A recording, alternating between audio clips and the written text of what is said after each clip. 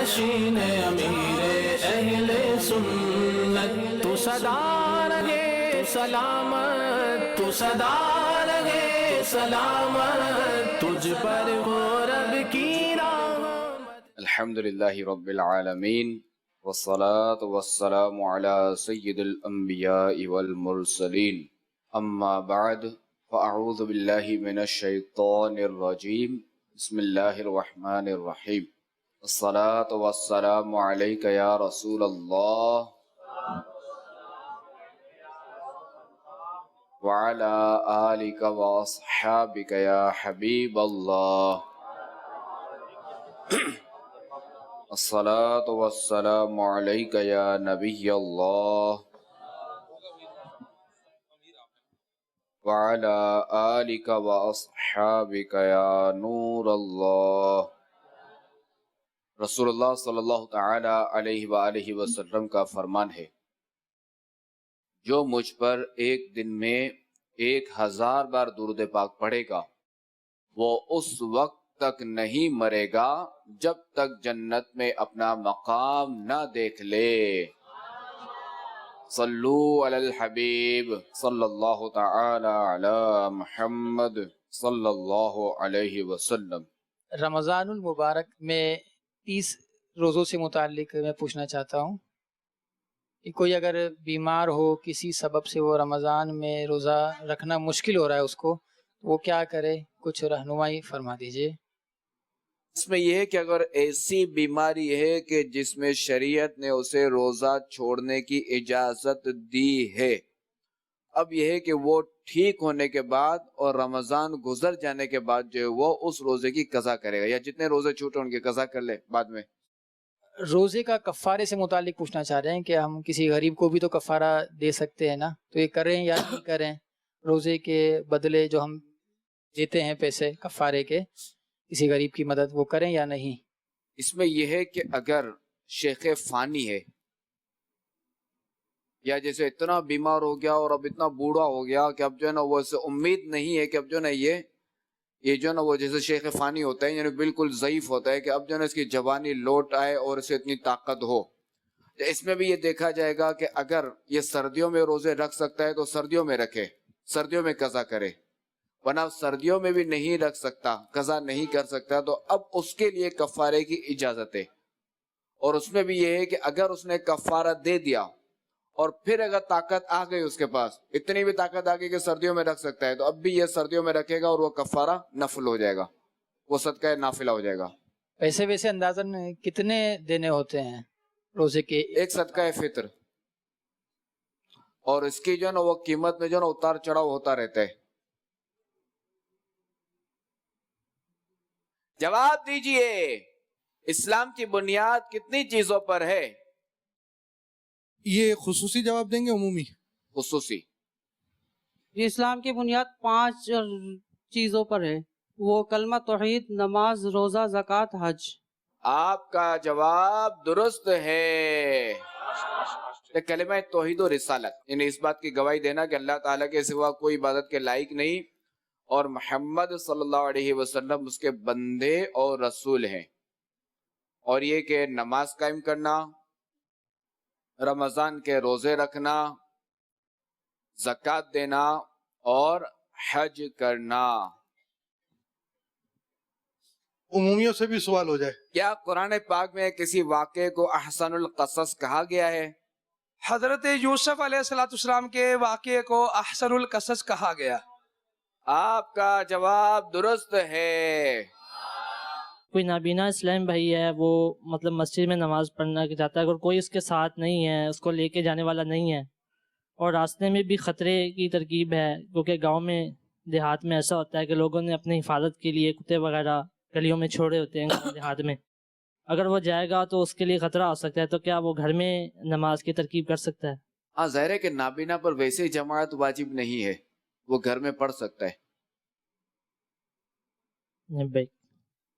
مگر یہ کہ اگر کوئی انتظام ہو، کوئی لے جانے والا ہو، تو ظاہر ہے پھر تو یہی ہے کہ وہ جائے مسجد۔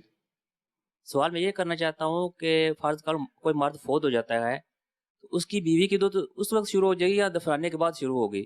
جیسے ہی فوت ہوا نا مرد تو اس کی بیوی کی عدت اسی وقت سے شروع ہو گئی. اب مثال کے طور پہ کسی کا شوہر جو ہے وہ شہر سے باہر گیا یا ملک سے باہر گیا اور وہ وہاں فوت ہو گیا. اب اس کی بیوی کو جو 15 دن بعد پتا چلا یا 1 مہینے بعد پتا چلا تو اب بھی وہی ہے کہ اس کی وہ بھی جو ہے نا 1 مہینہ وہ اس کی عدت میں ہی شمار ہوگا. 1 مہینہ تو اسے نکل گیا. بھی ہے کہ 3 ماہ 10 دن جو ہے نا وہ اس طرح بقیہ دن جو ہے وہ جو شریعت نے جو حکم فرمایا اس کے مطابق وہ گزارے گی. کیونکہ پہلے تو اسے پتا نہیں تھا کہ اس کا شوہر فوت ہو گیا, کچھ پتا ہی نہیں تھا. پہلے تو وہ نارمل رہی تھی. اب کیا ہے کہ اب وہ اصولوں کے مطابق رہے گی کہ جیسے بناؤ سنگار نہیں کرے گی, جس طرح گھومے پھرے گی نہیں, اور یہ اس طرح وہ رہے گی.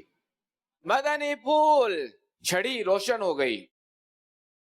حضرت انس رضی اللہ تعالیٰ عنہ بیان کرتے ہیں کہ 2 صحابی حضرت اسید بن حضیر اور عباد بن بشر رضی اللہ تعالیٰ عنہما اندھیری رات میں بہت دیر تک رسول اللہ صلی اللہ تعالیٰ علیہ وآلہ وسلم سے بات کرتے رہے.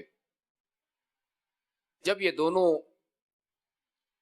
بارگاہ رسالت سے اپنے گھروں کے لیے روانہ ہوئے تو ایک کی چھڑی اسٹک خود بخود روشن ہو گئی اور وہ دونوں اسی چھڑی کی روشنی میں چلتے رہے.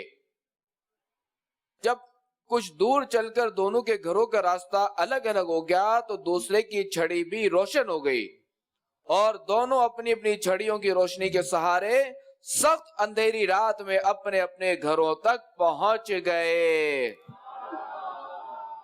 مرشد کا جو نام ہے مرید وہی نام اپنے بیٹے کا رکھ سکتا ہے, کیا یہ آداب کے خلاف تو نہیں ہے؟ وہ ہے نا کہ محمد اور احمد نام رکھنے کی فضیلت. جی اب کیا کریں گے؟ جی آپ ہی بہتر فرما محمد دیں. نام تو ظاہر ہے کہ وہ افضل نام ہے, سرکار صلی والسلام کا نام ہے. تو خیر اسے جو وہ بے ادبی میں شمار نہیں کیا گیا. جزاک اللہ. البتہ یہ ہے کہ جس کا نام احمد یا محمد ہو تو اس کا ادب کیا جائے, اسے یہ کہ وہ نیچے نہ ہو, اس کی طرف پاؤں نہ پھیلائے جائیں. یہ علماء نے آداب لکھے ضرور ہیں. عرض یہ ہے کہ شہزادہ حضور کے بعض اسلامی بھائی عمرے پہ جاتے ہیں تو ہمارے یہاں یہ ہوتا ہے کہ وہ جیسے مکہ شریف پہنچتے ہیں ایک عمرہ کر لیا, اس کے بعد جب دوسری بار مسجد عائشہ ان کی حاضری ہوتی ہے احرام باندھ کے جاتے ہیں تو ہمارے یہاں یہ کہتے ہیں کہ بھائی ایک عمرہ ہو گیا, اس کے بعد جب بھی عمرہ آپ کریں گے نا تو یہ احرام دھونا پڑے گا ورنہ آپ کا عمرہ نہیں ہوگا. نہیں, احرام دھونے کی ضرورت نہیں ہے. جب تک احرام جو میلا نہ ہو یا ناپاک نہ ہو تو دھونے کی ضرورت نہیں ہے.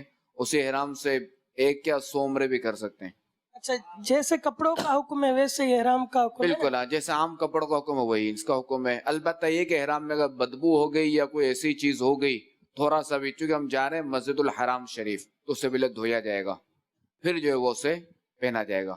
مدنی پھول رسول اللہ صلی اللہ تعالی علیہ وآلہ وسلم نے ارشاد فرمایا کہ ایمان کی شاخیں 60 سے کچھ زیادہ ہیں اور حیا ایمان کی ایک بہت بڑی شاخ ہے. امام کمال الدین دمیری رحمت اللہ تعالی علیہ بعض علماء کرام سے نقل فرماتے ہیں جس نے کھانا زیادہ کھا لیا اور بد ہضمی کا خوف ہو وہ اپنے پیٹ پر ہاتھ پھیرتا ہوا 3 مرتبہ یہ کہے اللیلۃ لیلۃ عیدی یا قرشی ورضی اللہ عن سیدی ابی عبداللہ القرشی, یعنی اے میرے معدے آج کی رات میری عید کی رات ہے اور اللہ راضی ہو ہمارے سردار حضرت ابو عبداللہ قرشی سے. اور اگر دن کا وقت ہو تو اللیلۃ عیدی کی جگہ الیوم یوم عیدی کہے. یہ عمل مدنی پنصورہ صفحہ نمبر 384 پر لکھا ہوا ہے. صلو علی الحبیب صلی اللہ تعالی علی محمد صلی اللہ علیہ وسلم. اگر کسی کی بیوی کا انتقال ہو جائے کیا اس کا شوہر اس کا چہرہ دیکھ سکتا ہے یا نہیں؟ جی ہاں, شوہر اس کا چہرہ دیکھ سکتا ہے. شہزادہ امیر اہل سنت سے میرا سوال یہ ہے کہ کیا بھکاری کو بھی زکوٰۃ دے سکتے ہیں؟ نہیں, پہلے تو اول تو یہ کہ بھکاری جو ہوتا ہے نا مانگنے والا, اس کو دینا کیسا, پہلے تو سوال یہ بنے گا. زکوٰۃ تو بات کی بات ہے. علماء نے جو نا اسے دینے سے منع فرمائے, جو عادی بھکاری جو ہوتے ہیں نا عادتاً جو مانگتے رہتے ہیں ज़कात के बारे में पूछते हैं, ज़कात दे सकते हैं? है ना, हम नॉर्मल पैसा नहीं दे सकते, 50 पैसे, एक दो रुपये वो नहीं दे सकते, तो ज़कात उसको कहाँ से देंगे? ये भिखारी जो ना बाज़ बहुत मालदार होते हैं। इसकी मालूमात के लिए अमीर सुन्नत का एक रिसाला है, पुर असरार भिखारी, वो रिसाला पढ़ लीजिएगा।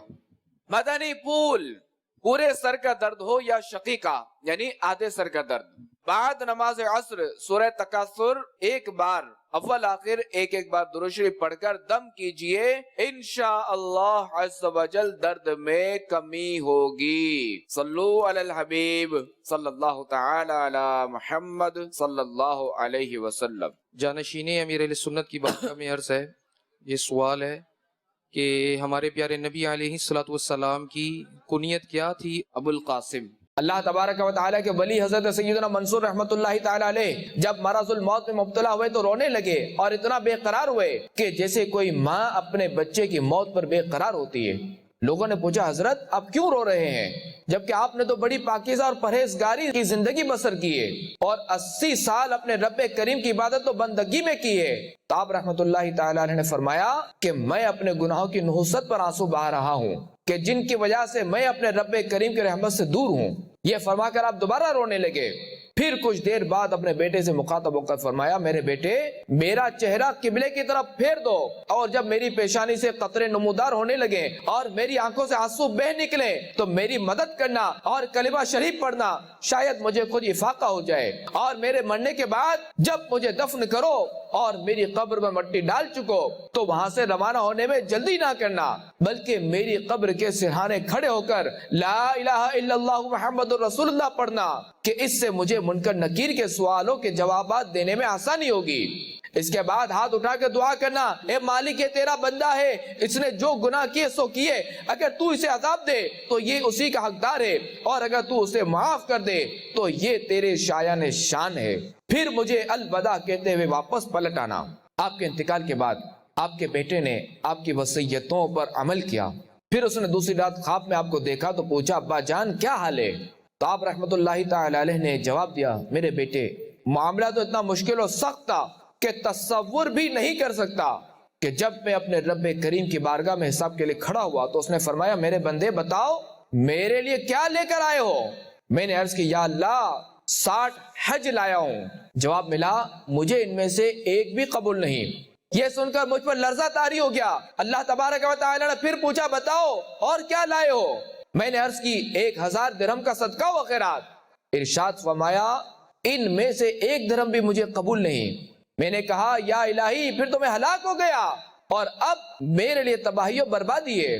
तो रब्बे करीम ने फरमाया, क्या तुझे याद है कि एक मरतबा तू अपने घर से बाहर कहीं जा रहा था कि रास्ते में तूने कांटा देखा और लोगों को तकलीफ से महफूज रखने की नीयत से वो कांटा रास्ते से हटा दिया, तो मैंने तेरा वही अमल कबूल किया और इसी की वजह से तेरी बख्शिश फरमा दी। तो मेरे मीठे मीठे इस्लाम भाइयों, पता चला कि कोई अमल कितना ही छोटा क्यों ना हो, बज़ाहिर हमें छोटा नजर आ रहा हो, मगर उसे हमें छोटा नहीं समझना चाहिए, उसे हमें कर गुजरना चाहिए, उसे हमें कर लेना चाहिए कि बाज़ औक़ात यही अमल जो है वो मग़फ़िरत का ज़रिया बन जाता है।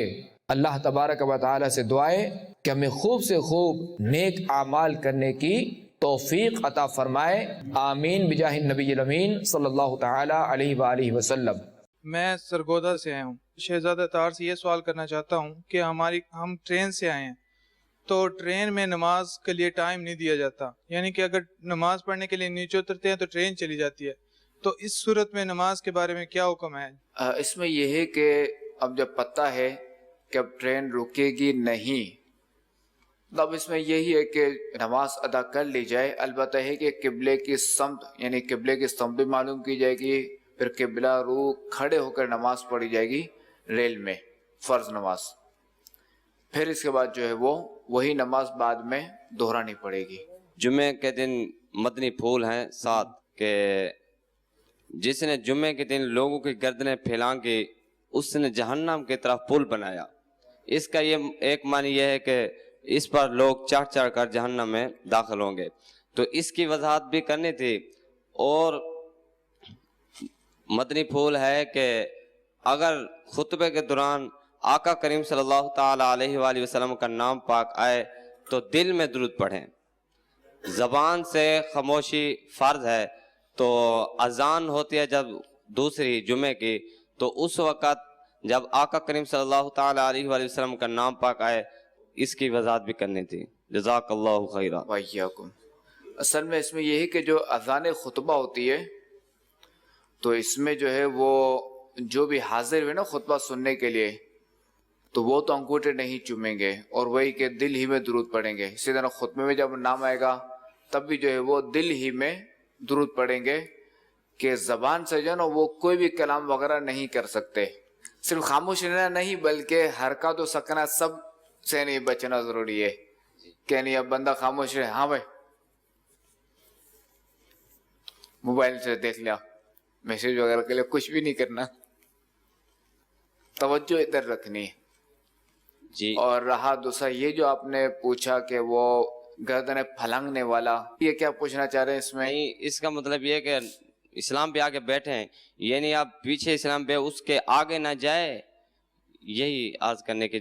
ہاں یہی آگے نہ جائیں. اچھا اصل ایسا ہوتا ہے کہ ہمارے ہاں جو عام طور پہ جمعے کے کچھ نمازی تو ایسے ہوتے ہیں کہ شروع میں آ گئے، اب جو تاخیر سے آ رہے ہوتے ہیں نا وہ بیٹھ ہی جا رہے ہیں، لیکن وہ ایسے بیٹھنے کا ہمارا انداز نہیں ہوتا کہ جو آگے صف ہے تو ہم آگے ہی جا کر بیٹھے، پہلی صف پوری ہو گئی پھر دوسری تیسری، اب یہ بیٹھے ہوئے ہیں مثال کے طور پہ تیسری صف میں دوسری خالی ہے، اب پیچھے سے جو آ رہا ہے تو اس کو کیا حکم ہوگا کہ وہ کندھا ٹاپ کر آگے جائے یا وہ چوتھی پر بیٹھ جائے یا دوسری کو بیٹھے، ابھی خطبہ ہو رہا ہے یا کیا چیز ہے، اس پہ وضاحت بول دیں. اصل میں جب خطبہ جب ہو رہا ہو نا، جب خطبہ شروع ہو جائے تو بس مسجد کے اندر داخل جہاں ہو گیا نا اب وہیں بیٹھ جائے، آگے بھی نہ بڑھے. آگے چاہیے اتنی ساری جگہ خالی ہے، وہیں بیٹھ جائے خطبہ سنیں، اب چلنے کی اجازت نہیں ہے. یہ آج جب ہم نماز پڑھتے ہیں تو اس میں یعنی کہ قرآت میں تو ہم سورت بلکہ جو پارہ 30 کی جو سورت ہے وہ پہلے پڑھ لیتے ہیں اور پارہ 29 کی سورت بعد میں پڑھتے ہیں، تو اس میں یعنی کہ جب ایسا ہو جائے تو ہم کیا کریں؟ سجدہ سہو؟ نہیں، اس میں یہ ہے کہ سجدہ سہو تو نہیں ہوگا، البتہ یہ ہے کہ ایسا کرنا نہیں چاہیے کہ قرآن پاک جو نا وہ ترتیب سے پڑھنا ضروری ہے، کوئی سجدہ سہو وغیرہ نہیں ہے، نماز ہو گئی. جمعے والے دن پہلے اور دوسرے خطبے کے درمیان کون سی دعا مانگے اور کس طرح مانگنی چاہیے؟ ہاتھ اٹھا کر مانگنی چاہیے یا پھر دل میں مانگنی چاہیے؟ کوئی بھی دعا مانگ سکتے ہیں کہ یہ تو قبولیت کا وقت خاص، اس میں جو مانگے گے قبول ہوگا. انہیں درود شریف پڑھنے دل میں. اگر ایک شرعی مسافر مقیم کی اقتدا کرتا ہے تیسری اور چوتھی رکعت میں جا کے ملتا ہے، اب اس کے لیے کیا حکم ہے کہ وہ 2 ہی پڑھے گا یا 4 پڑھے گا؟ جی اس میں یہی ہے کہ مسافر اگر مقیم کی اقتدا کرتا ہے تو وہ جو ہے نا وہ مقیم کے تابع ہو گیا کہ اس کے 4 رکعت کی نماز ہے تو 4 رکعت ہی پڑھے گا. وہ تیسری اور چوتھی تو اس نے امام کے ساتھ پڑھ لی، اب جو ہے وہ بعد میں 2 پڑھے گا امام کے سلام پھیرنے کے بعد. میرا جانشین میرے سنت سے سوال ہے کہ اگر والدین داڑھی شریف سے منع فرمائیں اور والدین انتقال فرما جائیں تو والدین کو اس گناہ کا عذاب ہوگا کیا؟ کیا اس کے حکم کیا ان کے حکم کی تکمیل کریں یا نافرمانی کر کے رخ پر داڑھی سجا لیں؟ لا طاعت فی معصیت الخالق، کہ جہاں اللہ تعالیٰ کی نافرمانی ہو رہی گی تو اس میں جو ہے وہ مخلوق کی اطاعت نہیں کی جائے گی، اللہ تعالیٰ کی اطاعت کی جائے گی. تو چونکہ ایک حکم اللہ تعالیٰ نے دیا ہے تو وہاں جو مخلوق کی نہیں مانی جائے گی، والد ہو والدہ ہو جو بھی ہو اس کے نہیں مانی جائے گی، اللہ تعالیٰ کا حکم مانا جائے گا. تو یوں سمجھو داڑھی تو رکھنی پڑے گی چاہے والدین ناراض ہو کچھ بھی ہو. البتہ اولاد ان کو جھاڑ نہیں سکتی، اس طرح نہیں کہتے تمہیں پتہ نہیں ہے کہ داڑھی رکھنا کیا ہے، یہ کچھ نہیں کریں گے ہم، بس یہی کہ نرمی سے شریعت کا حکم ہے میں رکھ رہا ہوں. سوال یہ ہے کہ ایک امام صاحب شرعی مسافر تھے اور بولے سے انہوں نے نماز پوری پڑھا دی، مثلا کہ فرض نماز جو ہے یہ 4 رکعت پوری پڑھا دی، تو اس کا کیا شرعی حکم ہے؟ اب یہی ہے کہ واجب الاعادہ کے نیت سے جو ہے ان کو دہرانی پڑے گی نماز. جنہوں نے پیچھے پڑھی ہے وہ بھی، امام بھی اور مسافر بھی جو ہے نا وہ واجب الاعادہ کی نیت سے دہرائیں گے، جبکہ جو مقیم ہے وہ تو فرض کی نیت سے ادا کریں گے. دوسرا یہ ایک اور سوال یہ تھا کہ زور نامحرم کا عورت کی میت کو کندھا دینا کیسا؟ تو امامت کرنا کیسا جنازے کی، نامحرم پھر جی جواب دیجیے, سوال ہوا آپ سے. امامت کرے گا, کیا کرے گا, نہیں کرے گا؟ کیا کرے؟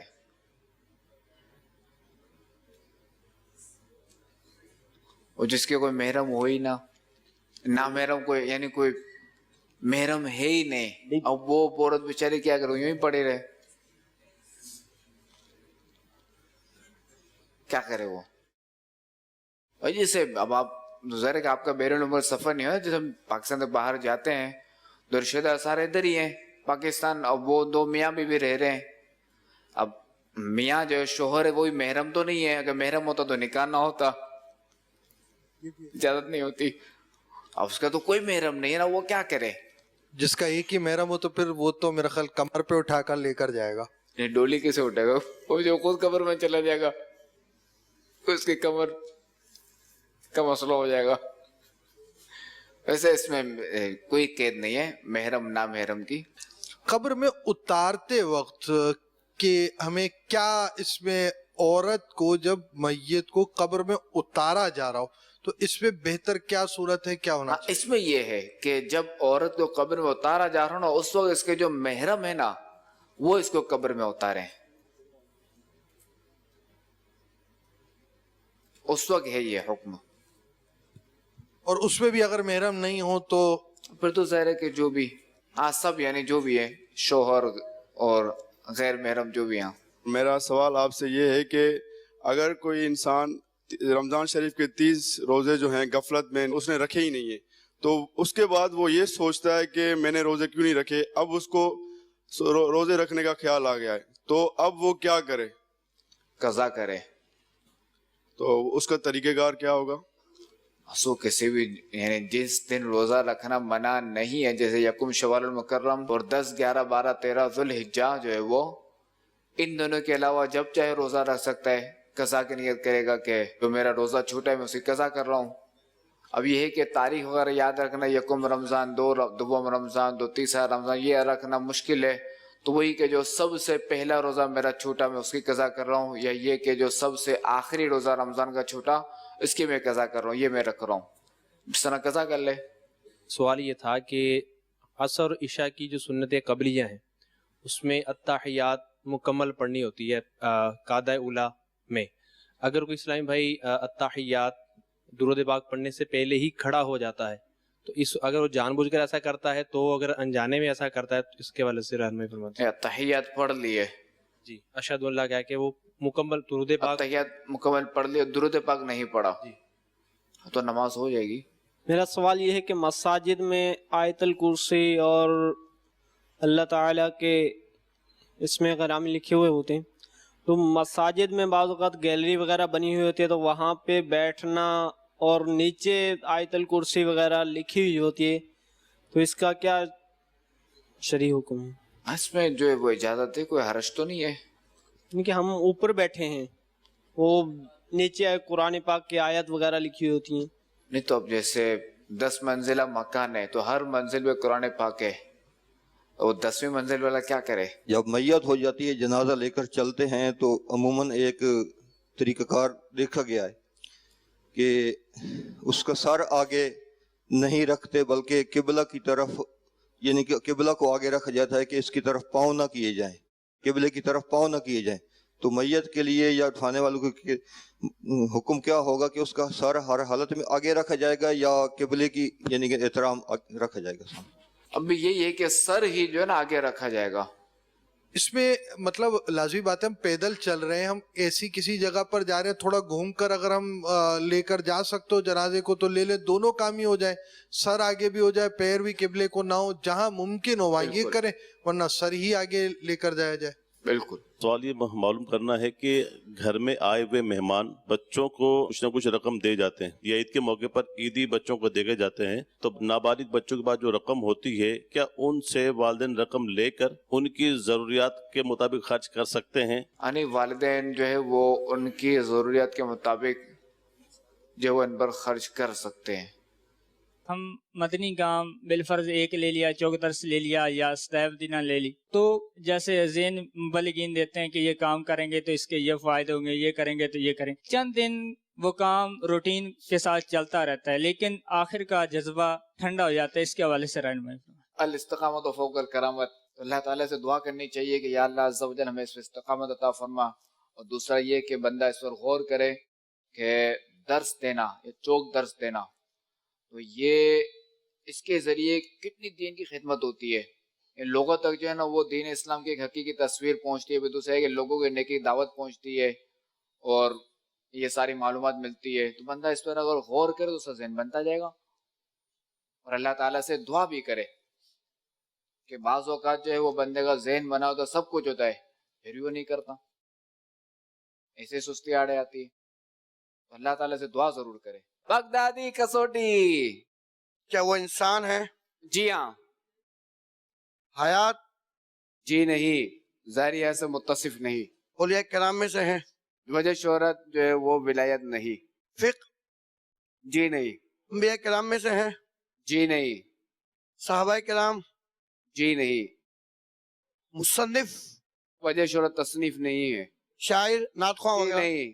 مزار شریف یا جو بھی ان کی مرکز ہے وہ پاکستان؟ جی نہیں. ان کی زیارت آپ نے کی ہے؟ جہاں یعنی ان کا مزار ہے وہاں حاضری ہوئی ہے میری. اشارہ دینا چاہیے. اس جگہ پہ حاجی فاروق بھی ساتھ تھے. اور آسانی کر دیتا ہوں چلیں کے لیے.